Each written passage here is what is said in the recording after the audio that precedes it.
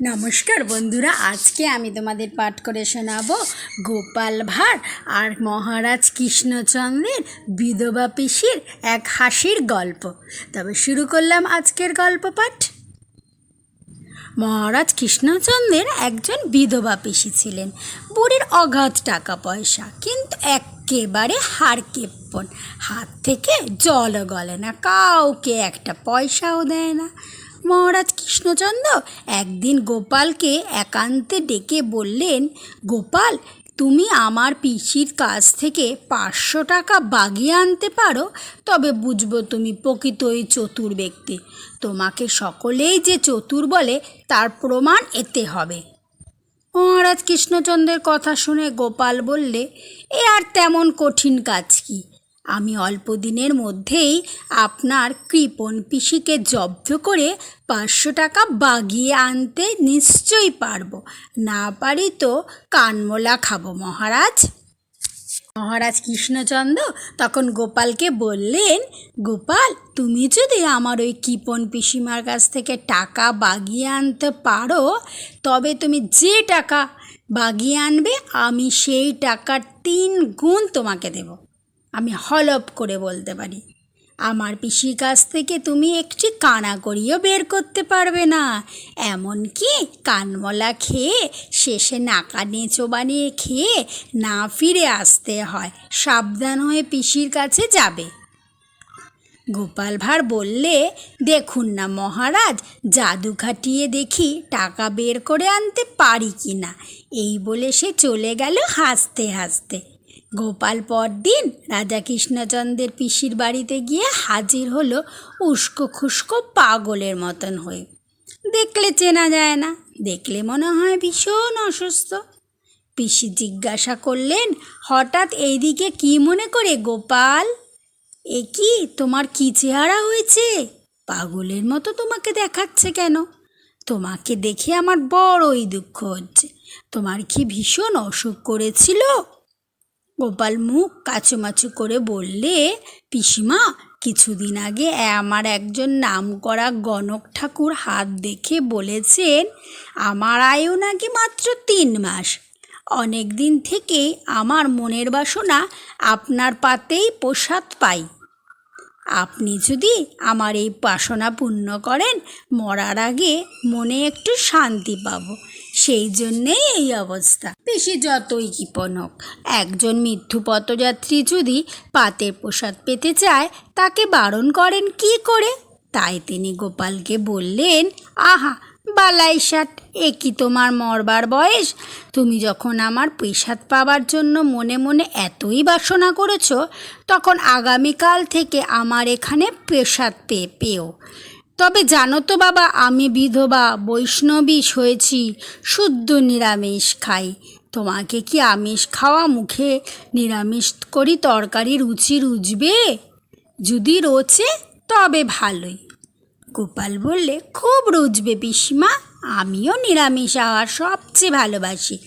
আজকাল যা বাজার, রোজ রোজ মাছ মাংস পাবই বা কোথা থেকে? পিসি বললেন, বেশ তবে বাবা, কাল এসো কেমন? তোমার কথা আমার মনে থাকবে। তোমার যা মনের ইচ্ছা তাই পূরণ হয়। ভগবান তোমার মঙ্গল করুক। গোপাল মাথা নেড়ে বলে, আচ্ছা, আজ এখন তবে আমি আসছি পিসিমা, কাল দুপুরবেলায় আমি আসব। পরদিন গোপাল ছেলেকে নিয়ে পুকুর থেকে কিছু কুচু চিংড়ি ধরে ভালো করে সেদ্ধ করে ট্যাকে গুজে নিয়ে মহারাজ কৃষ্ণচন্দ্রের পিসিমার মহল হাজির হলো দুপুরবেলায় পেশাদ পাবে বলে। গোপাল তার এত পাতে একটু খেতে বসবে বলে বুড়ি পিসি পাতে বেশ কিছু ভাত, লাউ ঘণ্ট, শাক ভাজা, বেগুন ভাজা, আলু ভাজা, অন্যান্য তরিতরকারি, পায়েস রেখে দিয়েছিল। গোপাল পিসির এটো পাতেই খেতে বসলো আয়েশ করে গোপাল। পিসি বললেন, গোপাল, তোমার বাচ্চা আর যা যা দরকার লাগে চেয়ে নিও, লজ্জা করে খেও না, বুঝলে? গোপাল মাথা নেড়ে নাড়া দিয়ে বলে, আচ্ছা, আমার যা দরকার চেয়ে নেব, এর জন্য চিন্তা করবেন না। আপনি বিশ্রাম করতে যান, আমার জন্য ভাবতে হবে না, আর দরকার হলে চেয়ে নেব।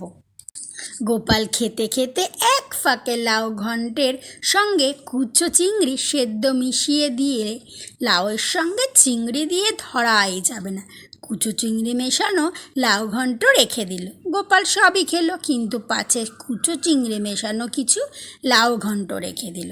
পিসি জিজ্ঞাসা করলেন, তোমার আর কি দরকার বলো? পেট ভরেছে তো গোপাল?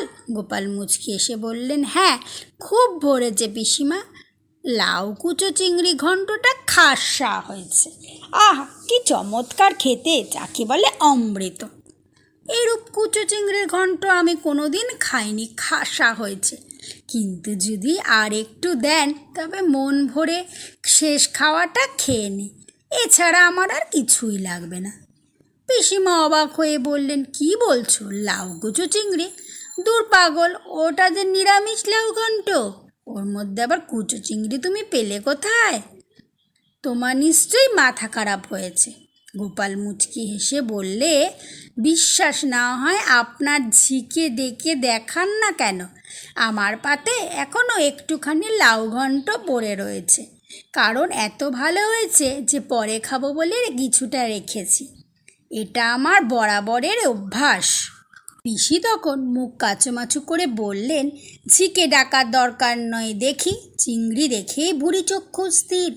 যাক বাবা, বুড়ো মানুষ, কোথায় কি ভুল করে ফেলেছি এ কথা যেন আর পাঁচকান করো না। হয়তো জলের সঙ্গে সিদ্ধ হয়ে গেছে, কারুকে কিছু বলো না বাবা। জলটা ছেঁকে রান্না করলে ভালো হতো। গোপাল বলল, আমি কি চুপ করে থাকতে পারি পিসিমা? মহারাজ জিজ্ঞাসা করলে কি বলবো?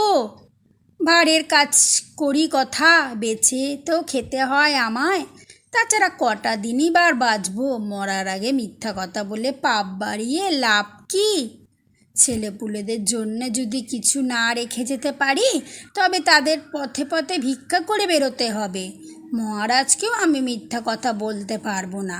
খাওয়ার কথা মহারাজ জিজ্ঞাসা করলে সত্যি কথাই তাকে বলতে হবে, পরে যদি শুনেন রাগ করবেন। কিপন পিসি তখন গোপালকে ঠান্ডা রাখবার জন্য বললেন, আমি না হয় তোমাকে 2 টাকা দিচ্ছি, কথা কাউকে বলো না, তাহলে আমার মান সম্মান সব যাবে। গোপাল মুচকি এসে বললে, মাত্র 2 টাকা দিয়ে কি আর ভাঁড়ের মুখ বন্ধ করা যায় পিসিমা? তাছাড়া টাকা ঘুষ নেওয়া যে পাপ। না পিসিমা, আমি তা পারবো না। মরার আগে মিথ্যা কথা বলতে কোনো মতেই পারবো না। তবে যদি... পিসিমা বললেন, থামলেন কেন বাবা? তোমার মনের কথা বলো না, যা বলার মুখে বলো, থেকে রেখো না।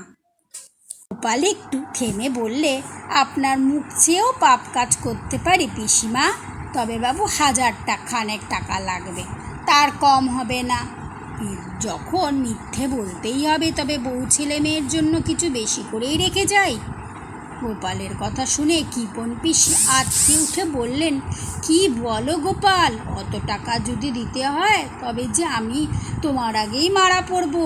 আমি তোমাকে না হয় 20-25 টাকাই দেব, এর বেশি আমার সাধ্যে কুলোবে না।